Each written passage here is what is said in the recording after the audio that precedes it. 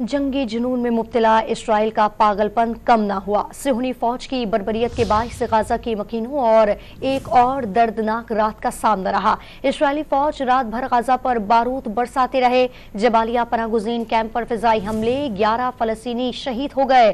सिहूनी फौज ने बेकरियों और आटा बनाने वाली मिलों को भी निशाना बनाया। खान यूनिस में रिहायशी इमारत पर होने वाले हमलों में 10 फलस्तीनी शहीद हुए। जनूबी इलाके राफा में पोल्ट्री फार्म का इसराइली बमबारी की जद में आ गया, जहां 7 अफराद ने जामे शहादत नोश किया।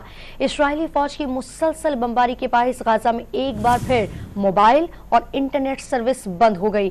दूसरी जानिब गाजा के इंडोनेशियन अस्पताल में काम मुकम्मल रुक गया। अस्पताल सरबराह ने बताया कि 140 मरीजों की गुंजाइश वाले अस्पताल में 500 मरीज मौजूद हैं, जबकि अस्पताल में सैकड़ों बेघर फलस्तीनियों ने भी पनाह ली हुई है।